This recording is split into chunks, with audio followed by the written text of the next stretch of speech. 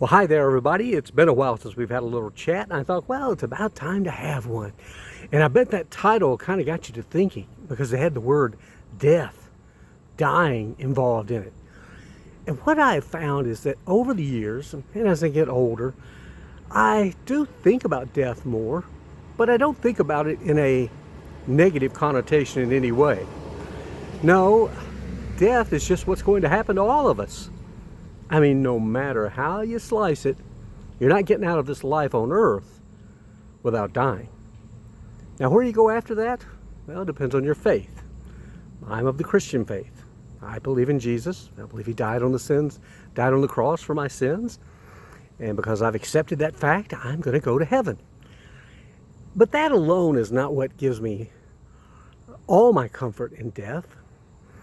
I think part of it has to do with, of course, I saw my lovely bride, Pam, go through her battle and then end up losing it, and then going on to heaven to collect her great reward. And for that, I'm happy. She knew where she was headed.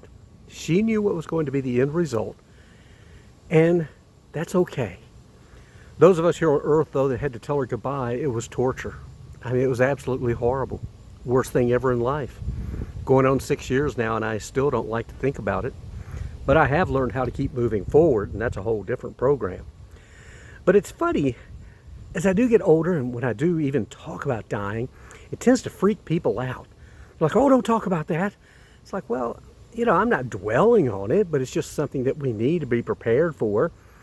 And I always say, if you don't ever think about it, if you don't ever prepare for it, when you do lose somebody, you're just going to absolutely go crazy. I don't know how else to describe that. You've just got to be prepared that this is what happens with this life here on earth. Now, for those that are dying, who are laying, say, on their deathbed or whatever, they're having to say goodbye to all these people. Whereas all these people, this is the one person they're telling goodbye. So that puts a lot on the dying person. Who are they going to talk with? Who did they forget? And then there'll be those who miss their passing and go, gee, I never knew. It's funny, my dear friend Lola, who of course was our kid's adopted grandmother, and we were friends for over 30 years. I never will forget her final days, and she was very well acquainted with what the road was going to be next. And she was comfortable with that. She was ready to go. You often hear about people being ready, and Lola, she point blank told me, I'm just tired and ready to go. And I said, well, what kind of service are you going to have? She goes, oh goodness, I do not want a service. She says, I don't want that to be the last memory that people have of me. It was the service where we had to talk about my dying. So instead, she encouraged people to come see her throughout her last year here on this earth. And people did. They came from all over the country to see Lola. And they had some great times with her. I had some great times with her. Just 2 days before she was called to heaven, we were out in the courtyard, and she was in a wheelchair. She wasn't quite as mobile, but she was laughing, and we were talking. And that was about it, though. And that's my memory, though, of Lola. I don't have a memory of a long, drawn-out service and people talking about her and things like that. Not to say if there's anything wrong with that. We had a beautiful service for Pam. In fact, we had two. Had one in Oregon, we had one in Tennessee, and I'm glad we did it.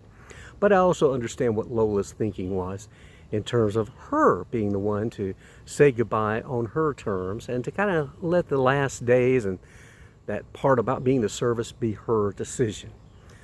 So I guess what I'm trying to say is when you're talking about death around somebody, they may be uncomfortable with it, but maybe just let them know that you're comfortable with this outcome, and if you can help them become a little more comfortable with it as well. None of us know when that time's going to be, and of course, tragically, sometimes it's small children, sometimes it's middle-aged people in the prime of their life, sometimes it's star athletes, and then there's other times it's people that are over 100 years old. We just don't know. So the point being is, live your life to the fullest. That's all you can do, but always know that living it to the fullest means there will be an end, and you need to be prepared for that. And I think, though, that otherwise this life's pretty good. We meet a lot of wonderful people every day of our life. Maybe also consider taking time to get to know your neighbor a little better. Get to know your coworkers a little better. Heck, get to know your own family better, because the days are numbered. We all know that, but only God knows when that final number is up for you. So I guess if somebody looks at this later on after I'm gone and gone off to heaven, just know that I was comfortable in the fact knowing that, yes, this life would be ending, but that I was going on to a far greater reward.